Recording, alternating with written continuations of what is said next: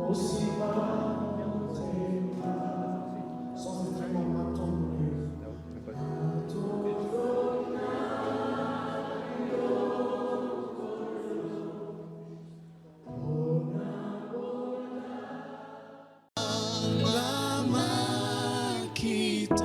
Tobonga makipete kolanda yo.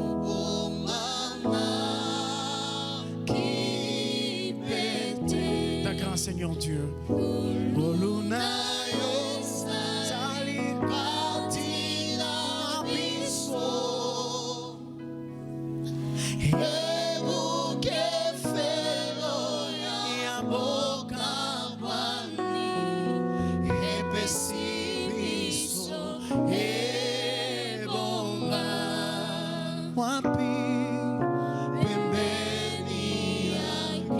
Alors dans cette atmosphère je chante Nani. Est-ce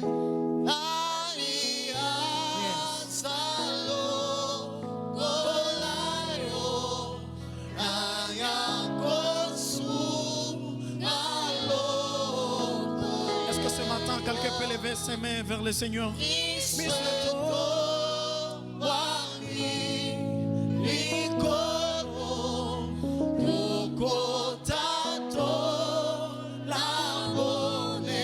Chante plus fort que ça, répète ce refrain. Nani.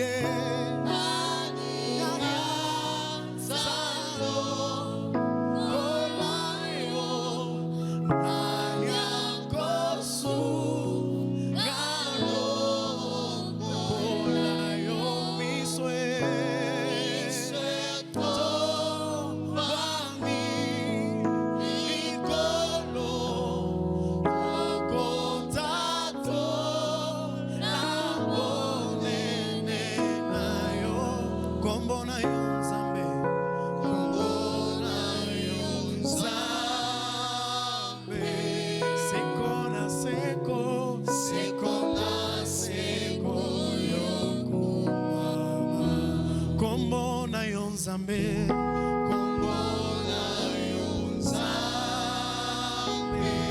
seko na seko yokumama totatoli kombona yo Nzambe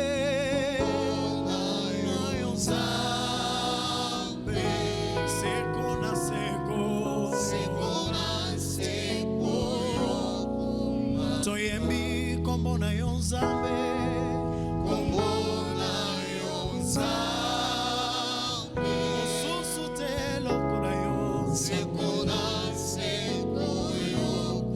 Namonate kombo mosusu kombo na yo Nzambe nayokate kombo mosusu natatola te kombo mosusu kaka yo seko na seko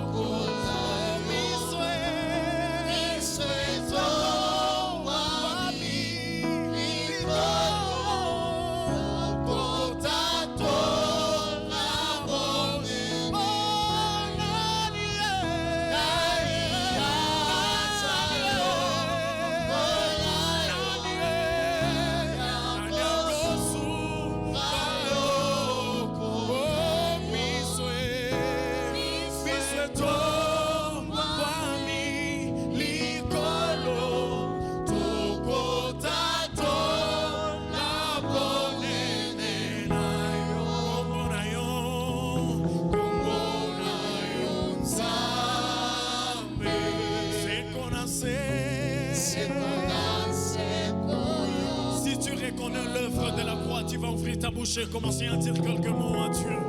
Si tu reconnais ce pardon qu'il t'a donné par sa grâce, tu vas commencer à ouvrir ta bouche et élever le nom de Dieu.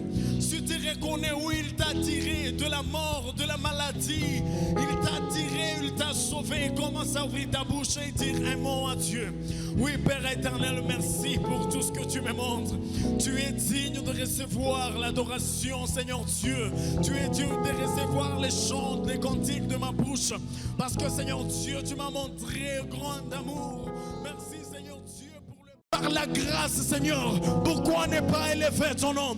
Pourquoi ne pas glorifier ton nom? Nous vivions loin de toi, Seigneur Dieu, où les hommes nous avaient déjà oubliés, où les hommes nous avaient déjà rejetés. Qui pouvait accepter, Seigneur Dieu, de nous donner son amour? Qui pouvait accepter de nous donner, Seigneur Dieu?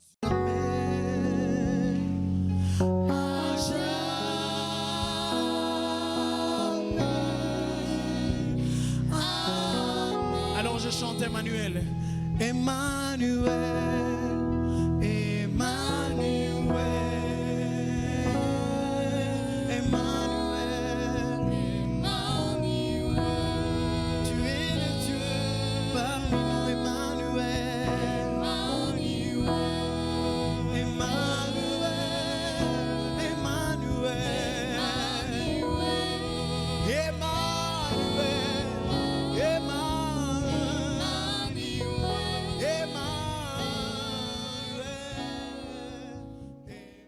Au sujet de notre vie. Fungua macho yetu kujua mapenzi yako. Ouvre nos yeux à connaître quelle est ta volonté. Na kuona uzuri wako Yesu Kristo. Afin de voir aussi ta bonté. Kubariki neno lako. Que tu bénisses ta parole. Maana tunaomba katika jina la Yesu Kristo. Parce que nous prions au nom de Jésus-Christ. Amen. Amen.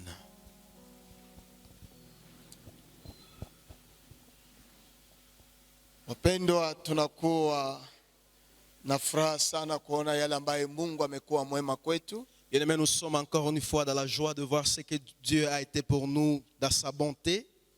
Tumemaliza miezi 4 na sasa ni mwezi wa 5.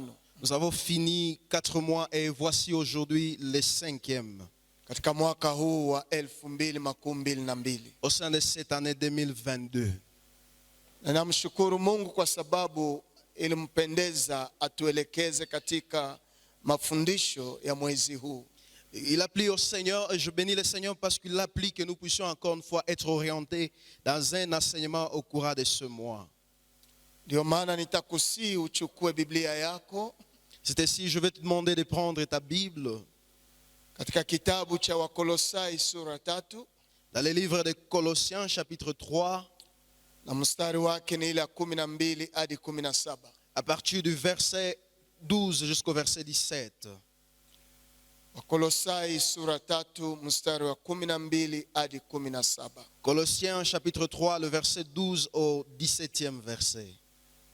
Basi mkiwa wachaguliwa wa Mungu, watakatifu na wapendwa, vaeni moyo wa rehema, wema, unyenyekevu, upole, uvumilivu.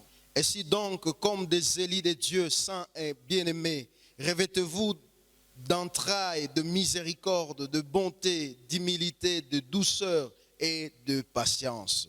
Mukichukuliana na kusameana kama Mungu akiwa na sababu, kama mtu akiwa na sababu ya kushtaki mwenzake, kama vile Bwana alivyowasamehe ninyi, nyinyi mufanye vivyo hivyo. Supportez-vous les uns les autres, et si l'un a un sujet de se plaindre de l'autre, pardonnez-vous réciproquement.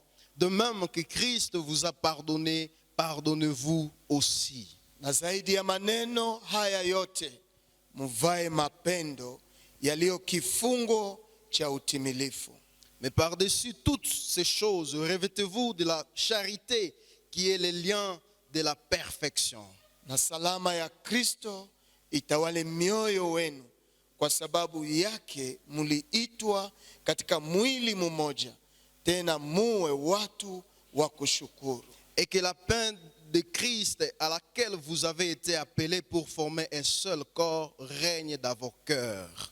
Tena neno la kweli likae kwa wingi ndani yenu, kwa hekima yote, mukifundishana na kuonyana kwa zaburi na nyimbo na tenzi za roho, mukimbia Mungu kwa neema mioyoni mwenu. Que la grâce de Christ habite parmi vous abondamment. Instruisez-vous et exhortez-vous les uns les autres à toute sagesse par des psaumes, des hymnes, par des cantiques spirituels et chantant à Dieu dans vos cœurs sous l'inspiration de la grâce. Na kila kitu munachofanya katika neno au katika tendo, fanyeni yote kwa jina la Bwana Yesu, mukishukuru Mungu Baba kwa yeye. Et à quoi que vous fassiez, à parole ou en œuvre, faites tout au nom du Seigneur Jésus, à rendre par lui des actions de grâce à Dieu le Père. Wapendwa, katika somo ambao tunataka kujifunza ina kichwa chake, Bien-aimés, l'enseignement auquel nous voulons encore une fois nous partager ensemble a comme titre usamaha ni jambo linalojenga uhusiano letu. Le pardon bâtit nos relations. Usamaha Le pardon, ni jambo linalojenga uhusiano letu. le pardon bâtit nos relations. Na ukisikia somo hii, Et quand vous écoutez cet thème, najua ya kwamba yanahusika kwa mtu na ndugu yake ama mtu na jirani yake. vous allez comprendre que ce message s'attache à la relation que l'homme a avec son voisin. Ni kweli tunaweza kuomba Mungu atusamehe, Il est vrai, nous pouvons demander à Dieu de nous pardonner, lakini pia tunaweza kuomba usamaha katikati ya undugu wetu, katika uhusiano wetu. mais aussi nous pouvons demander pardon dans notre relation avec le voisin. Maana usamaha ni jambo kubwa ambao inajenga kilalo katikati yangu na rafiki yangu. Parce que le pardon est le pilier qui construit la relation entre moi et mon voisin. Ndio maana tunasema usamaha ni jambo linalojenga uhusiano letu. C'est ainsi que nous parlons du pardon comme source qui bâtit nos relations. Na tunachukua somo hii katika verse ile ya 13. Et ce thème est tiré du verset 13. Mukichukuliana na kusameana kama mtu akiwa na sababu kushtaki mwenzake, kama vile Bwana alivyowasamehe ninyi, nyinyi fanyeni vivyo hivyo. Supportez-vous les uns les autres, et si l'un a un sujet de se plaindre de l'autre, pardonnez-vous réciproquement. De même que Christ vous a pardonné, pardonnez-vous aussi. Yanaweza wezekana katikati ya maisha yetu, Il est probable qu'au courant de notre vie, tuwe na mashtaki katikati yetu, que nous ayons des sujets de se plaindre au milieu de nous. ambayo Paulo anasema kama mtu akiwa na sababu kushtaki mwenzake, C'est là que Paul dit que si l'un a un sujet de se plaindre de l'autre, anatuita kujua kuchukuliana il nous appelle à nous supporter na kusameheana, et de nous pardonner. na anatuita kwa lengo ile ambao Mungu aliweza kutusamehe. Mais aussi, il nous appelle dans la perspective où Dieu lui-même nous a pardonné. Ndio unaona kwa parti ya mwisho ya hiyo verse 13 anasema kama vile Bwana alivyowasamehe nyinyi. C'est ainsi que vous voyez à la partie B du verset 13 où il dit de même que Christ vous a pardonné, Nyinyi mufanye vivyo hivyo. pardonnez vous aussi. Ni kusema maisha ya Kikristo yana picha kwa yale ambayo Mungu alifanya juu ya maisha yetu. Cela veut dire que la vie chrétienne est le reflet de ce que Dieu a fait pour nous. Na kama Mungu aliweza kutusamehe, Et si Dieu nous a pardonné, nasi tunaitwa kusamehe waliotukosea. nous de même nous sommes appelés à pardonner à ceux qui nous ont offensés. Somo kuhusu usamaha L'enseignement autour du pardon, si somo ambayo watu wengi wanaifurahia, ce n'est pas un enseignement que tout le monde aime. kwa sababu yanakunyang'anya haki yako Parce que cela te prive même de ton droit. na yanakupeleka mahali ambapo nafsi yako haitaki, Et cela t'amène et te conduit là où même ton âme ne voudrait pas aller. kwa kuwa usamaha yanatoka katika machozi, Parce que le pardon est le résultant de larmes. na usamaha hauwezi kusamehe mtu au kuumizwa. Et vous ne pouvez pas pardonner quelqu'un si vous n'avez pas été blessé. Lakini utajua ya kwamba Mais vous allez comprendre comme quoi, Paul anapozungumuza juu ya usamaha, quand Paul parle autour du pardon, hii ni maisha ya watu waliokutana na Yesu. cela est la vie des gens qui ont rencontré Christ. Hii si maisha ya kawaida, Cela n'est pas une vie à l'habitude. ni maisha ya uwazimu C'est une vie de folie ambao nimeumizwa où j'ai été brisé, na ninaachililia usamaha. mais je libère le pardon. Hii haiko maisha ya kawaida. Cette vie n'est pas la normale. Lakini pia Paul anajua ya kwamba Mais il est vrai, Paul connaît aussi kujenga uhusiano wetu que bâtir la relation, inaweza kujengeka tu na usamaha, cela peut être bâti que par le kwa sababu pardon. inaweza fika hatua katika uhusiano Parce qu'il est probable que lors de la relation, watu wanaumizana que kidogo, les gens se heurtent un peu. na watu wanaweza kuwa na mashtaki katikati Et yao. que les gens aient à se plaindre au milieu d'eux. Ndio unaona ku verset 13 C'est ainsi qu'au verset 13, parti A anasema mukichukuliana. c'est ainsi qu'à la partie A du verset 13, il dit, vous supportez. Ni kusema ninakuchukulia juu umenifanya vibaya. Ça veut dire, je te supporte même comme tu m'as fait le mal. Chukulia mtu ni kusema Supporter l'autre veut dire, unamubeba hata ndani ya udhaifu ambao amekuingiza ndani vous yake. le transportez même dans les faiblesses, dans la souffrance qu'il vous a fait endurer. Unamsaidia kumuinua ili ajisikie tena, basi hata kama nilimuumiza twende pamoja. Vous l'amenez à se relever quand bien même il vous a blessé. Kuchukulia mtu nayo siki yangu kidogo, Et supporter l'autre n'est pas une chose facile. kwa sababu wengi wetu wanashindwa kuendelea mbali katika uhusiano juu walishindwa kuchukuliana. La plupart d'entre nous ont du mal à évoluer dans les relations parce qu'ils ont eu du mal aussi à supporter les autres. Ninakuchukulia Je vous supporte juu umeniumiza, parce que tu m'as blessé juu ya udhaifu ya karaktere au yako, travers de la faiblesse de ton caractère, lakini sikuchukulie tu, mais je ne te supporte pas seulement, lakini pia ninakusamehe. mais aussi je te pardonne. Paul, Anasema hivi kwa verse ya kwanza, il dit ceci au verset 1er. kwa kujenga yale ambayo tunaita context historique. Nous sommes en train de bâtir le contexte historique.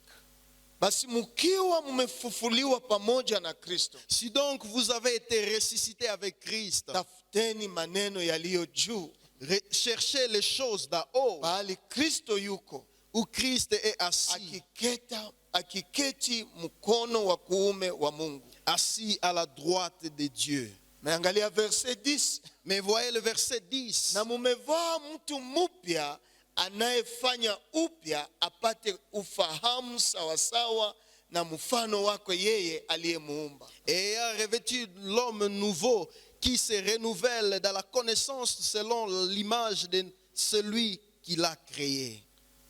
Usamaha Le pardon, ni maisha ya Wakristo, c'est la vie chrétienne.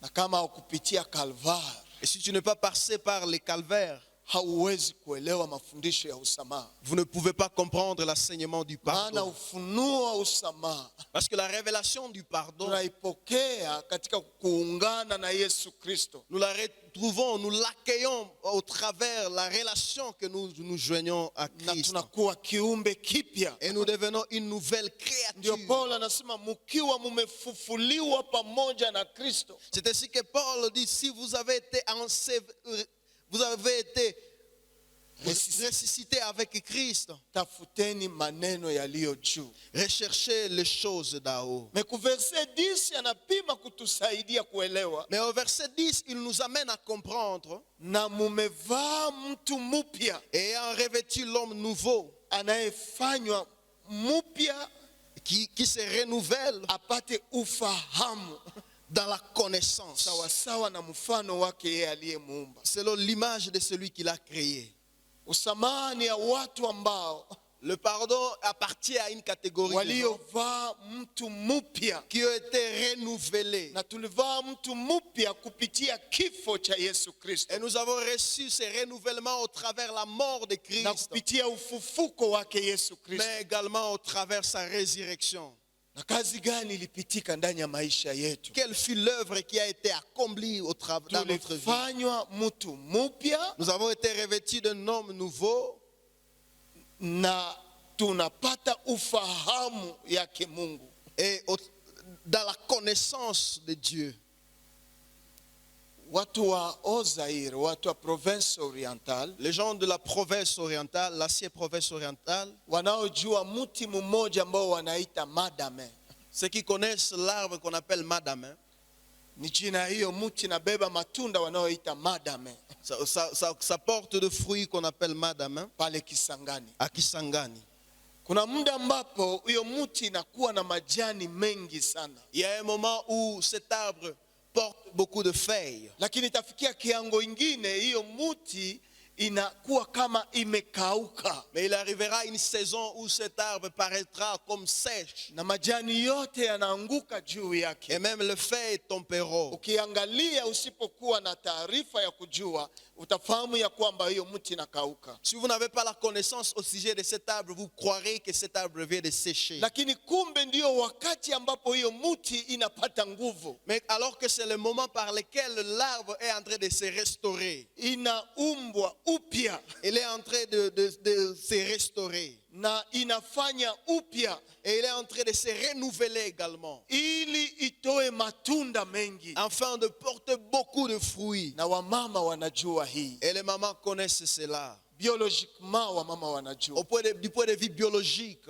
namna gani kuna muda ambapo il y a un moment où Mungu anaweza kuruhusu tena waonekane katika udhaifu, il y a un moment où Dieu peut permettre qu'elles paraissent dans un moment de lakini faiblesse. kumbi baada ya hiyo udhaifu wanapata nguvu mpya. Alors que dans ce moment de faiblesse, elles se renouvellent. Wamama wanajua nini Les naongelea, mamans connaissent de quoi nous na parlons. wako tayari kuweza kupata hata matunda ndani ya maisha yao. Et elles sont prêtes à porter même des fruits dans leur vie.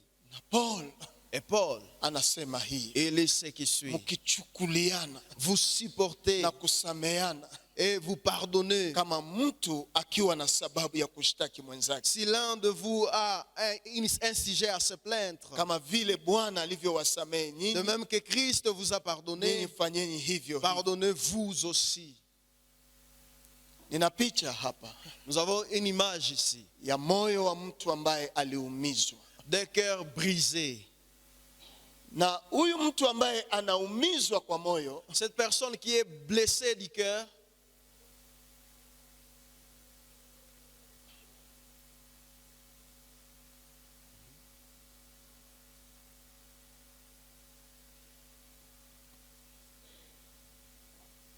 basi, mtu ambaye ameumizwa kwa moyo cette personne qui est blessée du cœur, ni huyu ambaye wanaita aweze kusamehe, c'est cette personne qu'on appelle à qui ne peut pas pardonner, qu'il pardonne. qu'il pardonne. Na anapoitwa kusamehe Et quand il est appelé à pardonner, ni vigumu kumwelewa. il est impossible de le comprendre. Ameumizwa, Il a été blessé, amevunjika, il a été na brisé, moyo wake ina vidonda et même son cœur a de blessures juu walimuumiza, parce qu'on l'a blessé. juu kuna maneno ya mastake juu yake, Parce qu'il y a des paroles, même des lamentations autour de lui. lakini utasamehe wakati gani? Quand est-ce que vous allez pardonner? Utasamehe wakati ambapo umeumizwa, Vous allez pardonner que lorsque vous avez été blessé. na kama moyo wako haiumizwe, moyo wako haina vidonda ndani mwake, Et si votre cœur n'a pas de blessure, si votre cœur n'a pas été blessé, mafundisho ya usamaha haina maana kwako, l'enseignement autour du pardon n'a pas d'importance pour kwa toi. maana usamaha ni ya mtu ambaye aliumizwa. Parce que le pardon revient aux gens qui ont été blessés. Na katika kusamehe Et dans le pardon, ni kama unajenga kilalo ya uhusiano. c'est comme vous êtes en train de bâtir une relation. Ndio unaweza ona picha ya pili, C'est ainsi que vous pouvez voir la deuxième image. unaweka usamaha, vous mettez le pardon. ili moyo wako usiendelee kuvunjika zaidi, Afin que votre cœur ne puisse pas aller jusqu'à se ili moyo blesser wako davantage. usiende kupasuka. Afin que votre cœur ne puisse pas se déchirer. Lazima tujenge kilalo ya usamaha, Nous devons bâtir la relation, le pont de na pardon. tukijenga usamaha katikati yetu, Et si nous bâtissons le pardon au milieu de nous, yataleta uhusiano katikati cela yetu. va aussi apporter la relation. Na Au milieu kama de nous. hakuna uhusiano, Et s'il n'y a pas la relation, hiyo fisiri itawasepare, la fissure va vous séparer. na hakuna mtu atakayewapatanisha. Et il n'y aura personne pour vous réconcilier. Tunahitaji Nous sommes appelés kutoa usamaha, à pardonner. na hatutaweza kufanya hii Et nous ne saurons pas le faire kama hatukuumbwa upya, si nous n'avons pas été renouvelés. sawasawa na ile verse 10 inavyosema, Comme nous dit le verset 10. na mumevaa mtu mpya Et ayant revêtu l'homme nouveau anayefanywa upya. qui se renouvelle. Sikia, unasikia ile maneno, Est-ce que vous comprenez la profondeur de ces paroles? unavaa mtu mpya Vous vous revêtez d'un homme nouveau anayefanya upya qui se renouvelle apate ufahamu dans la connaissance sawasawa na mfano wake yeye aliyemuumba. selon l'image de celui qui l'a créé. Kama haukupitia hiyo ngazi ya kubadilishwa Si vous n'êtes pas passé par cette étape d'être renouvelé, ili upate ufahamu afin d'acquérir la connaissance ya yule ambaye unayefuatilia ndani ya maisha yako, de l'image vers laquelle vous vous ya fixez, yule ambaye aliyekuumba. de cette personne qui vous a créé, Huyu alituumba alikuwa namna gani? celui qui nous a créé, comment il a été. Ndio unaona ku verset 13 parti ya mwisho yake nasema hivi, C'est ainsi qu'au partie B de verset 13 nous dit ce qui suit. kama vile Bwana alivyowasamehe nyinyi, De même que Christ vous a pardonné, nyinyi mufanye vivyo hivyo. pardonnez-vous aussi. Alléluia. Sijue labda umeumizwa na ndugu wa jamaa yako, Peut-être vous avez été blessé par un membre même de votre famille, ama umeumizwa na mtoto yako, ou même votre enfant, ama umeumizwa na mume wako, ou même votre mari, ama umeumizwa na mke wako, ou même votre épouse, ama umeumizwa na baba yako, ou même vous avez été blessé par ama votre na mama père, yako, ou même votre ama na mère, rafiki yako ndani ya relation ya peut-être biashara. votre ami dans la relation de commerce. Asubuhi ya leo Le matin, Mungu anataka tusamehe, Dieu nous appelle au pardon. na tunajua si rahisi, Et nous connaissons que ce n'est pas facile. tunajua kutoa usamaha ni machozi, Nous connaissons que donner le pardon passe par les larmes. ni machozi. Ce sont les larmes.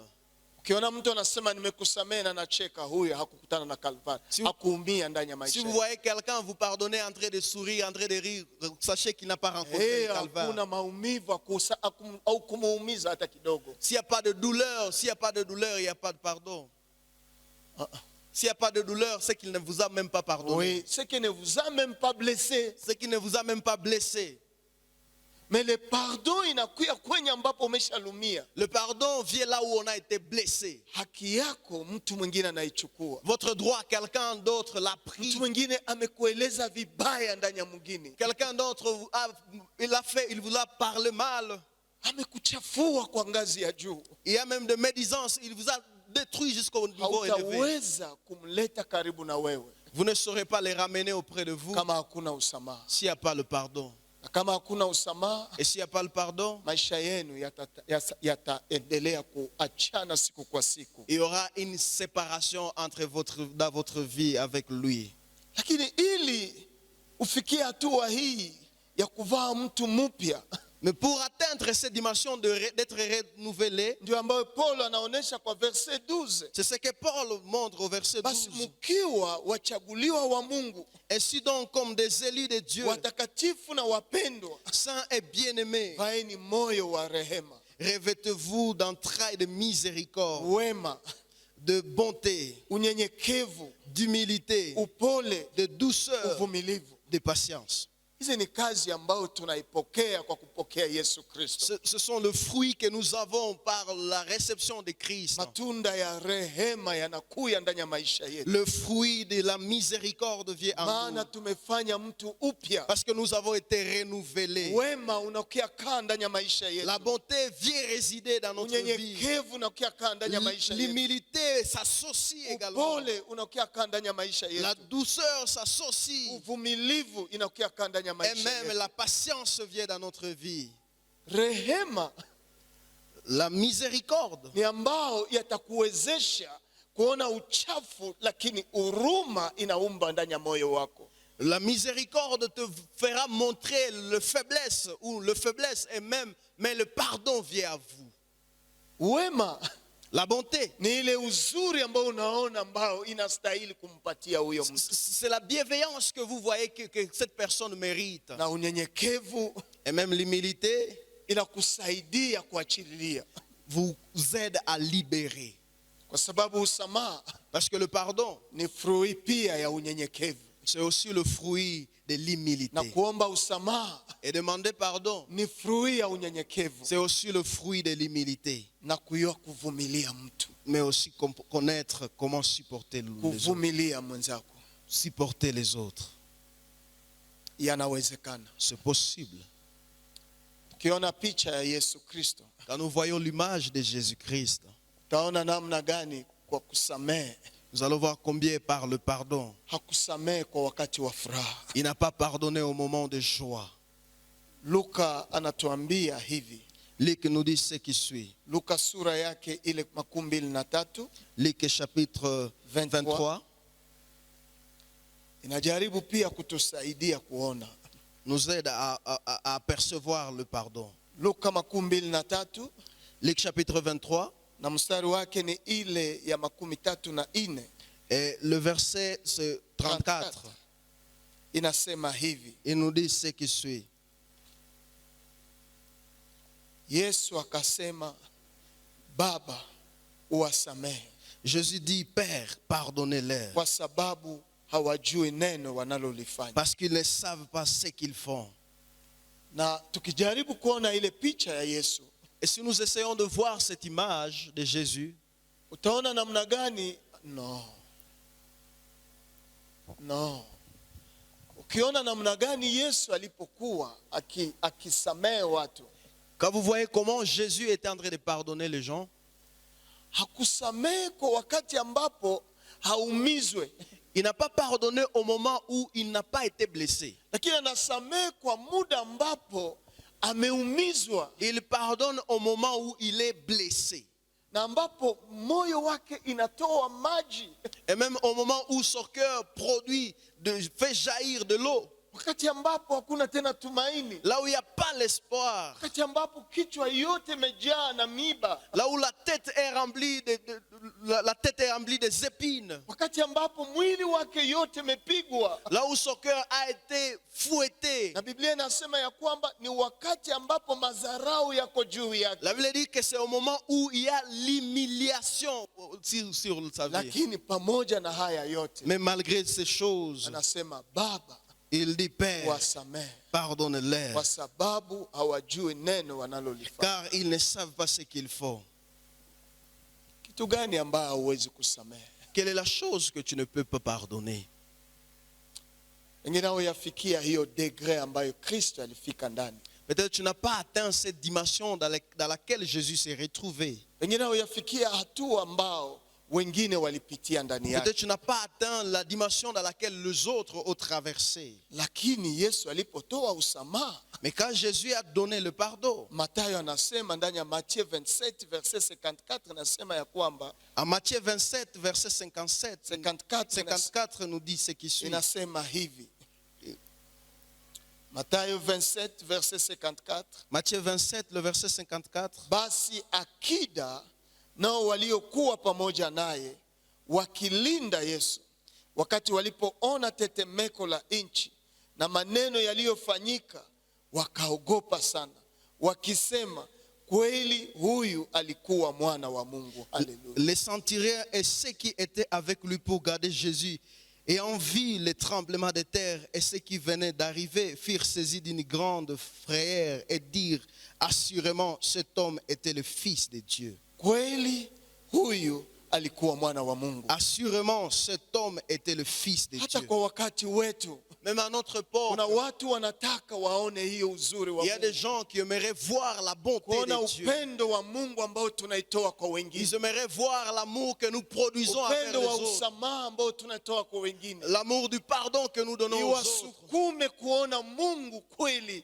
sisi ni wana wa Mungu, Que cela les pousse à voir que réellement nous sommes des enfants de ili Dieu. watamke kusema kweli huyu ni mwana wa Mungu. Afin qu'ils proclament que réellement celui-ci est le Fils de Dieu. Hawawezi kusema sisi ni wana wa Mungu On ne peut jamais dire que nous sommes les enfants de Dieu kama aone matunda ya rehema ndani mwetu, si on ne voit pas le fruit de la miséricorde, matunda ya wema ndani mwetu, le fruit de la bonté, matunda ya kujua kuchukulia watu wengine, le fruit de savoir supporter les matunda ya autres, kujua kusamehe wengine, le fruit de savoir pardonner les matunda ya autres, kujua kuachililia wengine. le fruit de savoir libérer les autres. Ni haya matunda ya usamaha Cela, le fruit du ndiyo pardon ambayo itasukuma ulimwengu kusema ya kwamba qui va pousser le monde à dire huyu ni mwana wa Mungu. réellement celui-ci est le Fils Dimanche de l'homme. passé nilisema de Dieu. hivi, Dimanche passé, nous avons dit ce qui suit. kama mtu amekuumiza kwa miaka 10, Si quelqu'un vous a blessé à 10 ans, ana deni yako kwa miaka 10, pendant 10 ans, il a votre dette, unaweza vous kumwachililia, pouvez les rendre libres, unaweza kumfungua vous pouvez les kwa libérer njia ya usamaha, au travers le kwa pardon, njia ya usamaha au peke yake. travers le pardon seul. Inaweza kumsukuma huyo mtu Cela peut pousser cette na personne kusema kweli huyu ni mwana wa à Mungu. dire réellement celui-ci est le Fils de Kweli Dieu. dunia bado na watu wa Mungu.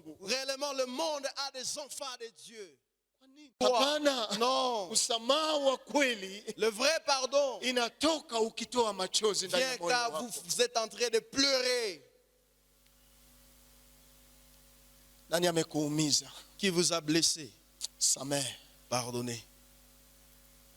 Amekuumiza kwa ngazi gapi? Il vous a blessé à quelle dimension? Samehe. Pardonne, Samehe. pardonne, Samehe. pardonne. Tunaitwa kusamehe. Nous sommes appelés à pardonner. Na tunaposamehe Et quand nous pardonnons, inajenga uhusiano wetu tena. cela bâtit nos relations. Tunaposamehe Quand nous pardonnons, inaturudisha katika hali ya urafiki tuliyovunjika ndani. cela nous réconcilie dans l'amitié dans laquelle nous avons été blessés. Wangapi wanaamini ya kwamba tutaenda mbinguni na watu wana deni zetu? Combien croient que nous irons au ciel alors que les gens ont nos dettes? Hiyo ndiyo kweli. Et c'est cela la vérité. Watu wana madeni zetu, Les gens ont nos dettes, lakini kuna wengine hawatatulipa. mais il y a aussi d'autres qui ne nous paieront pas. Na usikangamane na hiyo hata kulipa. Ne restez pas attachés sur cela. Il ne te paiera pas. Samehe wende. Pardonne et avance. Tutafika mbele ya Mungu Nous arriverons devant Dieu na tulikuwa mchafu mbele ya macho ya Mungu. alors que nous avons été souillés devant les yeux de Dieu. Ndio maana Biblia inasema hivi, C'est ainsi que la Bible dit ce qui suit. tulipokuwa tungali wenye dhambi bado, Quand bien même nous étions encore pécheurs, Kristo alitusamehe. Christ nous a pardonnés. Hakutusamehe tulipokuwa safi, hapana. Christ ne nous a pas pardonné Lakini lorsque nous étions déjà alitusamehe lavés. na tungali wenye dhambi. Il nous a pardonné lorsque nous étions encore pécheurs. Na ninafikiri wakati Yesu alisema Baba uwasamehe, Et je crois que lorsque Christ a dit Père, pardonne-le, moyo wa Yesu ilifunguka. le cœur de Haleluya. Christ s'est épanoui. Moyo wake ulijaa na furaha. Son Haleluya. cœur a été rempli de Moyo joie. wake ulijaa na utukufu. Son cœur Haleluya. a été rempli de Maana gloire. mbinguni nasema hivi, Parce que la Bible dit, le ciel dit ceci. mbingu ikafunguka. Le ciel Haleluya. s'est Na ouvert. pazia ikapasuka Et même le voile s'est déchiré au iliyotutenga na milieu. uhusiano na Mungu Ce qui wetu, nous séparait de la relation avec le Père. yakatuingiza katika uhusiano Et mpya. nous a ramenés encore dans une nouvelle Pendwa, alliance. siku utaanza kusamehe, Bien-aimé, le jour où tu commenceras à pardonner, uhusiano mpya utatokea. il y aura une nouvelle alliance. Uhusiano mpya utatokea. Nouvelle alliance. Uhusiano mpya utatokea. Nouvelle alliance. Samehe, Pardonne. Kuna mtu alikuviole siku moja, Quelqu'un t'a violé un jour, samehe. pardonne. Mengine unaweza kuwa ulizaa mtoto ambaye haukutaka, Peut-être tu as même engendré un enfant dont tu ne t'attendais pas, tu ne juu voulais pas. walikuviole, Parce qu'on t'a violé, samehe. pardonne. Utaona mbingu nafunguka ndani ya moyo wako. Et vous allez voir les ciels s'ouvrir dans votre cœur. Watu wanabeba machozi ndani ya mioyo yao. Des gens transportent même de fardeaux de larmes dans leur cœur. Jenga kilalo ya usamaha Bâtis le pont du pardon ambayo itakuleta tena katika uhusiano. Haleluya. qui va t'amener encore dans la relation.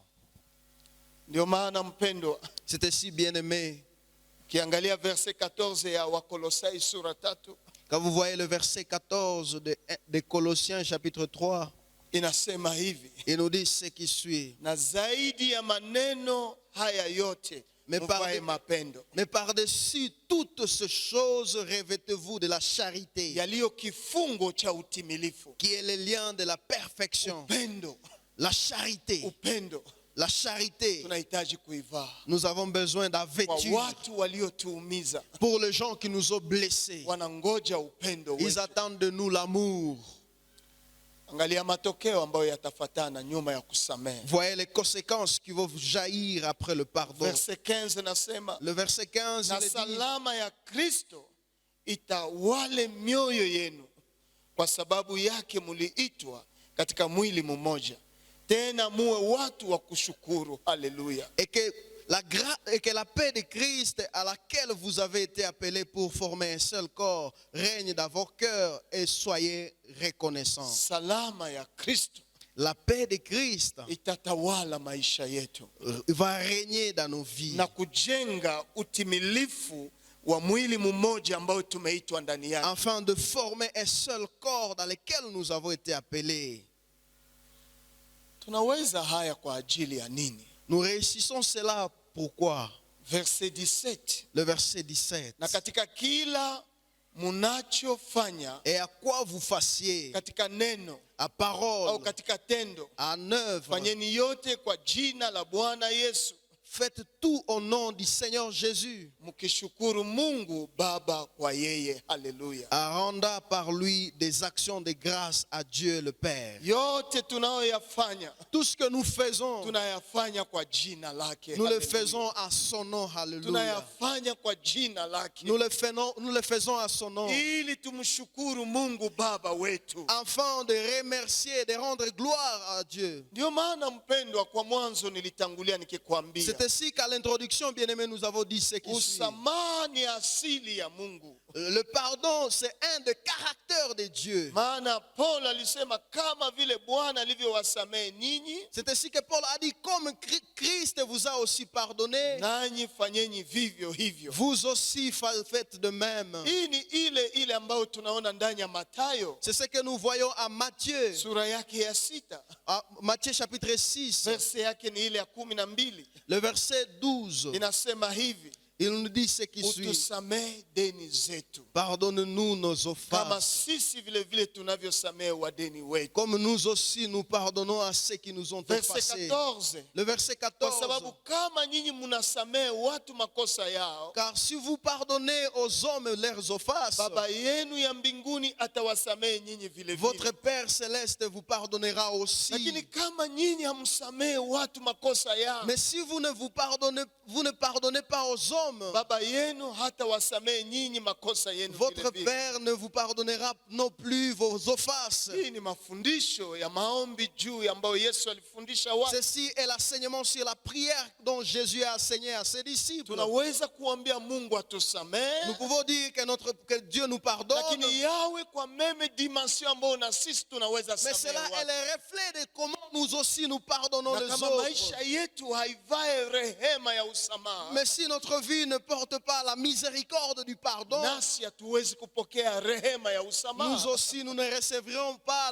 la miséricorde du Kwa pardon. hivyo hatuitwe kujidanganya ndani ya Nous ne maisha. sommes pas appelés à nous tromper dans la vie. Jinsi tunataka watusamehe, Comme nous voulons que les autres nous pardonnent, nasi tuweze kusamehe watu. nous aussi, nous devons aussi pardonner. Kumaliza, En terminant, ndani ya mafundisho ya Yesu ndani ya Mathayo 18 Au travers l'enseignement de Jésus à Matthieu 18, kuna habari ambayo inaonekana hapa. il y a un message ici. Verset 15 nasema kama ndugu yako akikukosea, Le verset 15 nous dit, si ton frère a péché, kwenda umwonyeshe kosa lake wewe naye peke yenu. va et reprends-le entre toi et lui. Kama akikusikia, S'il t'écoute, umempata ndugu yako. tu as gagné ton frère. Na utaona Biblia inasema hata akikukosea mara, akikukosea twala tena mtu mwingine kama ili ujenge uhusiano wenu. La Bible dit que si il n'accepte pas, il faut prendre une deuxième personne, et même l'église, jusqu'à ce que vous bâtissiez la relation avec lui. Na Petro aliposikia maneno haya, Et quand Pierre a entendu ces paroles, verse 21 nasema hivi, le verset 21 nous dit ce qui suit. kisha Petro akamkwendea akamwambia, Bwana, Alors Pierre s'approchant de lui et dit, Seigneur, ndugu yangu anikosee mara ngapi nami nimsamehe? combien de fois pardonnerai-je à mon frère lorsqu'il péchera contre moi? Hata mara 7? Sera-ce jusqu'à 7 fois? Yesu akamwambia, sikukuambia mara 7, Jésus lui dit, je ne t'ai pas dit jusqu'à 7 fois, lakini hata 17 mara 7. mais jusqu'à 70 fois 7 fois. Hesabu ni ngapi? 70 fois 7. 490 fois, 490 fois. ambao unaitwa kusamehe. Où vous êtes appelés à pardonner. Na acha tuelewe hapa vizuri. Nous avons à comprendre ici, bien-aimés. Hii ni vitu ambavyo vinapita kwa siku moja. Ce sont des choses qui se passent en une seule journée. Nimekukosea asubuhi Je t'ai offensé le matin kwa jambo fulani, pour un événement quelconque. mara ya pili itakuwa jambo lingine, Pour la deuxième fois, ça sera pour autre chose. mara ya tatu itakuwa jambo lingine, Et pour la troisième fois, ça sera pour un autre contexte. na mara ya nne itakuwa neno ingine. Et pour la quatrième fois, ça sera une autre parole. Na alafu Petro anasema mara 7, Et c'est ainsi que Pierre dit 7 fois. lakini Yesu anasema 17 mara 7. Mais Jésus dit, Mama chunga ule mtoto. Jésus dit 70 fois 7 fois. Anataka kusema nini pale? Qu'est-ce que Jésus voudrait insister là-dessus? Anataka kuonesha ya kwamba Il veut montrer comme quoi ni vigumu upate mtu ambaye atakukosea mara 17 kwa njia mbalimbali kwa siku moja. il veut montrer que c'est difficile de trouver une personne qui va t'offenser 77 fois 70 fois 7 fois durant une journée pour de différentes occasions. Ni vigumu. C'est difficile.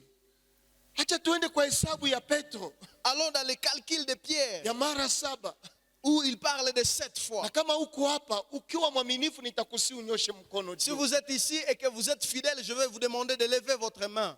Nimekukosea asubuhi kwa jambo fulani. Le matin, je vous ai offensé pour une telle circonstance. Na 10 nimekukosea tena kwa jambo Et à lingine. 10 heures, je viens vous offenser pour une autre circonstance. Ambayo si yale niliyokukosea Ce n'est pas la asubuhi. même circonstance dans laquelle je vous ai offensé à première dimension. Na 13 nimekukosea kwa ingine jambo ambao haifanane ile. Et même à 13 heures, je reviens encore vous offenser pour une autre Alafu circonstance. mara 7. Et c'est ainsi qu'il parle de 7 fois. Est-ce iko humu? Est-ce qu'il Mtu est là? ambaye fulani ameshamkosea mara 7 kwa maneno tofauti Où tofauti. vous reconnaissez que quelqu'un vous a offensé 7 fois pour 7 différentes circonstances. Anyoshe mkono tuone. Vous pouvez lever la main. Kwanza wakati ninapokosea mara moja, Parce que quand je vous offense pour la première fois, yanatusepare na wewe. cela nous sépare d'office avec toi.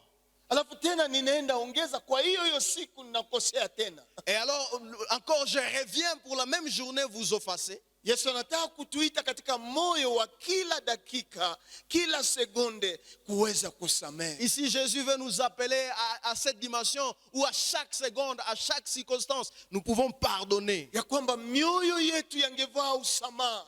Il veut que nous puissions comprendre que notre cœur devait se revêtir du pardon. Na alafu naangalia ndani ya historia hii, Et quand vous revenez dans cette histoire, ndipo Yesu atatoa mfano juu ya kusaidia watu. c'est ainsi que Jésus va donner une parabole afin d'aider les gens. Verse 23 nasema, kwa hivi ufalme wa mbinguni unafananishwa na mfalme mmoja aliyetaka kufanya hesabu pamoja na watumwa wake. Le verset 23 nous dit ceci, c'est pourquoi le royaume des cieux est semblable à un roi qui voulut faire rendre compte à ses serviteurs. Ufalme wa mbinguni Le royaume des cieux, unafananishwa il est semblable. na mfalme mmoja, mtu mmoja Il est semblable à un roi, à une personne ambaye alitaka kufanya hesabu ya watu wake. qui voulait prendre compte de tout ce que ses serviteurs faisaient. Akamletea mtu wa kwanza, On lui a amené une première na personne huyo mtu alikuwa na deni ya 10,000 talents, et la première personne avait sa dette de 10 000 talents. lakini akamsamehe. Mais il a pardonné. Na huyu mtu, hiyo deni ingemsukuma kuujisha, kumuuzisha yeye mwenyewe, kuuzisha mke wake, kuuzisha watoto wake, kuuzisha vitu vyake, lakini hangeweza lipa hiyo deni na kuuzisha hao watu. Cette dette de 10 000 talents allait l'amener à être lui-même vendu, vendre ses enfants, sa femme et même ses biens. Mais il ne pouvait pas, malgré tout cela, il ne pouvait pas s'acquitter de la dette. Akasii bwana yake amuhurumie. Il s'est jeté à terre et il a supplié son maître de le pardonner. Verse 27 nasema na bwana yake alimuhurumia. Le verset 27 dit que son maître l'a pardonné. Akamfungua Il lui a, na akamsamehe deni. et il l'a détaché et pardonné sa dette, remis de sa dette. Nyuma ya dakika chache Après quelques instants, huyo mtu akakutana na mtu ambaye ana deni ya kidogo ya dinari 100. cette personne, après quelques instants, cette personne va rencontrer celui qui avait aussi sa dette de combien? De 100 talents. De 100 talents. Na anapokutana na huyo akamwomba msamehe.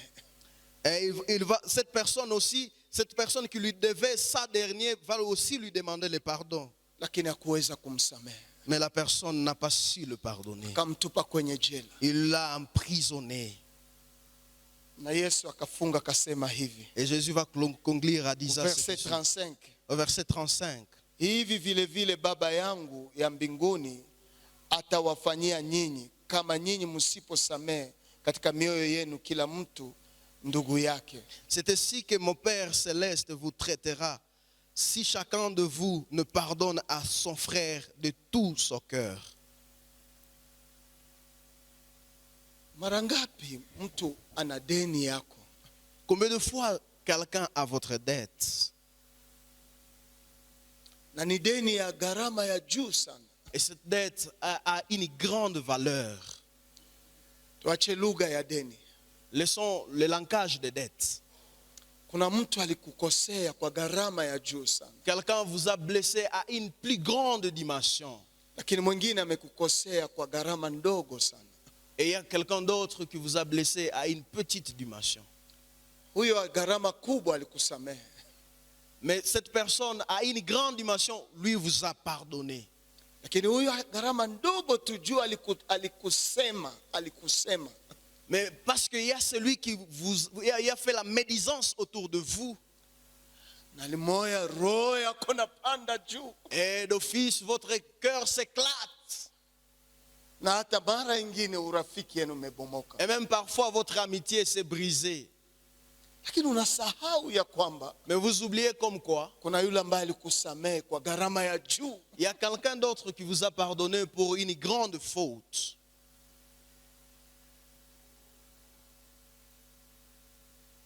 Samehe, Pardonne, samehe. pardonne.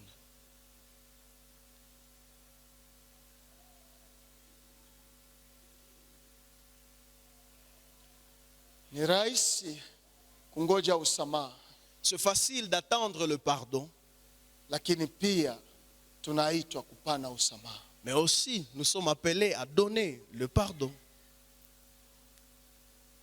Ni rahisi kusema alinikukosea, C'est facile de dire qu'il nous a offensés, lakini tunaitwa pia kutokukosea. mais nous sommes aussi appelés à ne pas offenser.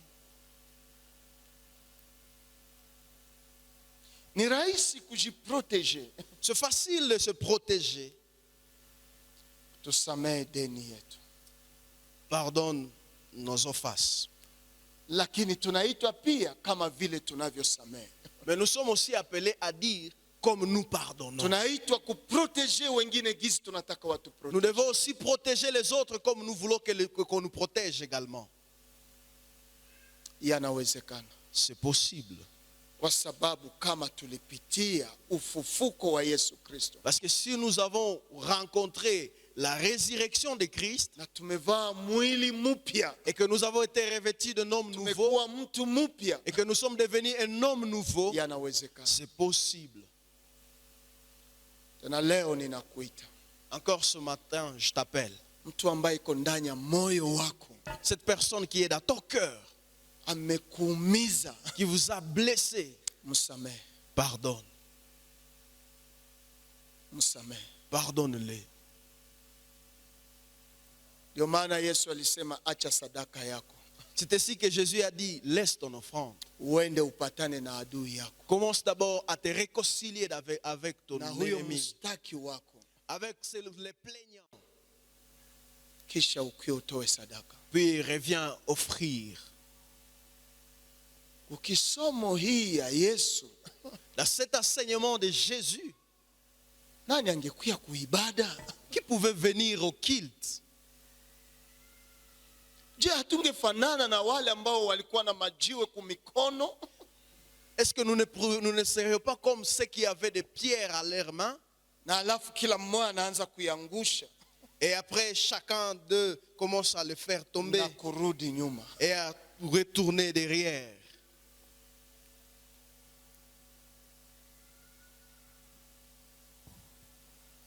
Lakini juu ya zoezi ya maneno ya Mungu Mais à cause de l'habitude, de la familiarisation à la parole de Dieu, tunaweza kuingia kwa hekalu hii. nous pouvons entrer dans cet temple.